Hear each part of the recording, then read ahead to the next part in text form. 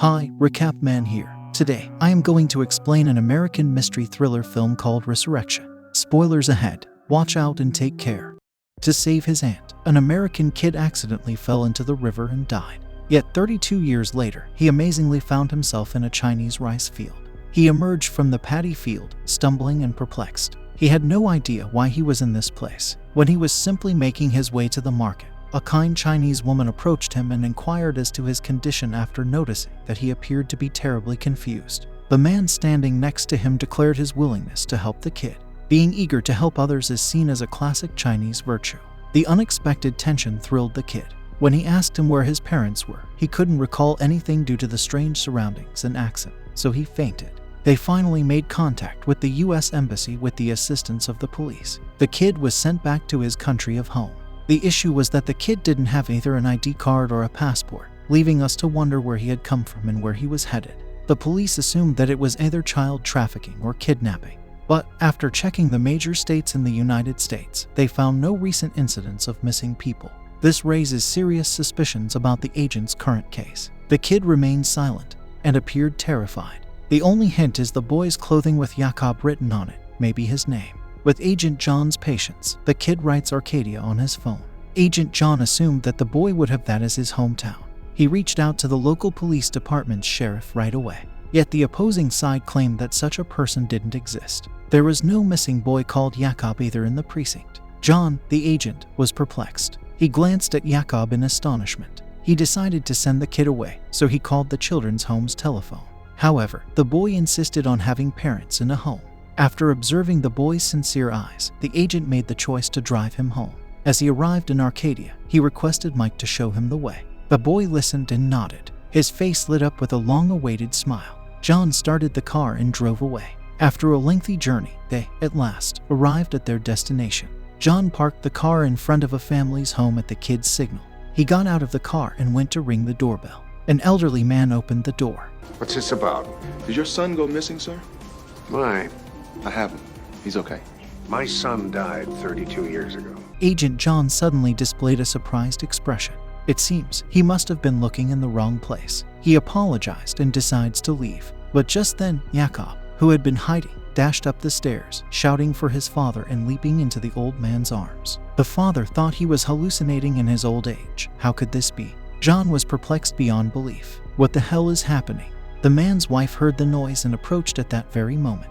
She was completely in shock when she saw her son Yakov. She had no idea that her son, who had been deceased for 32 years, would return out of nowhere. She backed up a few steps and muttered the name of her kid, Yakov. She then brought her son inside as George waited at the door to inform Agent John of his son's 8-year-old drowning incident in the river. He refused to believe his son, who had been dead for 32 years, could be resurrected. Yet, Yakov was similar to how he had been when he had drowned, down to wearing the same clothes. Slowly, the mother bent down and reached out to touch her son's cheek. She gave her son a close look. The 8-year-old boy has not changed at all, something I did not anticipate. But she had gotten exceedingly elderly. Both of them appeared more like grandchildren. The mother was overjoyed to see her kid again, but the father had a dejected expression. A 32-year-old man's miraculous resurrection was either a godsend or a curse for his family. Is Jakob really their son? His parents were taken aback by his unexpected resuscitation after 32 years of death.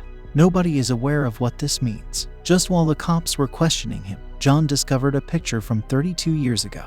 He pulled out his phone and took a picture. Soon later, the sheriff of John heard the news and arrived. He chastised John, not realizing the truth. Why would you tell him that his son is still alive? He'll be devastated. The brother raced up to warn him off. Jakob appeared at that same time and gave the uncle a cordial greeting. The uncle stood still as he froze. Thankfully, it was daylight. If it had been at night, it would have been really scary. Just as he was ready to go up to make sure it wasn't a ghost, Jakob collapsed and began to shake violently. John hurried to pick up the boy, took him to the neighborhood hospital, and asked a female doctor to thoroughly examine the boy to see if he had been molested.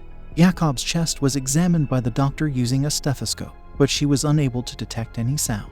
The health doctor believed the stethoscope was damaged. She snatched it up and repeatedly tapped the heartbeat until it was obvious. When she checked again with the stethoscope on Jakob's chest, she finally heard his heartbeat.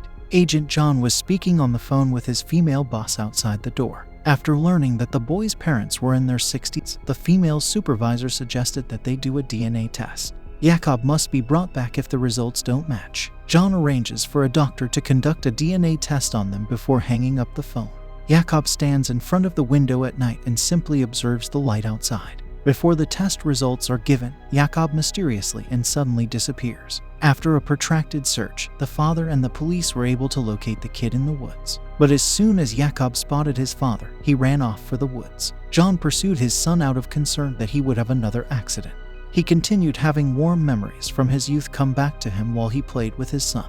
He had a lot of fond memories of this pleasant time. However, more than 30 years have gone. He is very elderly, and it is clear that his physical stamina is inadequate. Jakob dashed to a hole in the tree and paused to get the toy he had hid there. This is exactly what his father gave him back then. Despite the many years that have gone since his son's resurrection, Jakob appears to be the same kid he was before, naive and innocent. The mother cares for him as if he were a newborn, and she would sacrifice anything, even her life, to have her son back by her side. But John always maintained his composure and sense of reason, and he consistently thought Jakob was strange. He noticed a note of weirdness in his son, particularly the increase in eating, which made him think of an extremely hungry ghost. It was terrific that he could consume the equivalent of several grown men in one meal. But the mother didn't give it much thought and purposefully chose to overlook this bizarre behavior. John urged Jakob to recall the earlier memories in order to ascertain the truth of the situation. Jakob hazily recalled that he had been attempting to save his aunt when he lost his footing and fell into the river, where the fast water immediately carried him away. Instead, a man on the bank managed to catch his aunt. When he awoke, he found himself in a Chinese rice paddy. Yet George has a lot of doubts about this. He has always believed that the Jakob who came back is not his son. The tombstone from his son's burial, which he had personally placed, was still in place. Agent John had an audacious plan to discover the truth. Both he has been dead and has come back to life 32 years later in this. As they arrived at Jakob's grave, they were prepared to open the casket and check if the body was still inside. But they were horrified to discover that the boy Jakob's bones were still within the casket when they opened it at the time. Jakob is now wearing the same clothing as the body. Who was the boy at home if Jakob was the boy in the coffin? John purposefully tore off a portion of the collar to compare, noting that it was identical to the old but new nonetheless. What the hell is happening? This is totally absurd. At that point, the kid Jakob approached and asked John if he was in the casket. Since John was afraid of scaring the kid, he purposefully lied to him and congratulated Mike on his excellent ball skills. The next day, the mother took her son Jakob to the field to play soccer. They enjoyed it a lot, but eventually, other parents asked their kids to leave. They believe Jakob to be a long-dead ghost, and it appears that the boy's return from the dead has alarmed the locals. Late at night, the children of the town beam a flashlight into Jakob's window. Jakob had another seizure out of fear. As John could no longer take it, he hurriedly exited his room to chase the kids away. Yet, the town witnesses the return of a second man from the dead just a few days after the kid. His corpse was burned 13 years ago after he passed away from a heart attack. A black altar stood there, but the man pointed to her and told his daughter Anna that it was not him. Anna can only trust her father's words after seeing him. The brother, however, believes that this father is a fake. Two persons have now resurrected from the dead. Agent John became more eager to find out the answer. Thus, the next day, they went to the river where Jakob had fallen into the water, accompanied by a female doctor. The female doctor claimed to John that her mother had died together with Jakob despite her best efforts to uncover the truth. After the resurrection of the man, he carried a hoe to the woods to dig up the soil with a marker. 13 years ago, the original and his accomplice robbed a money truck.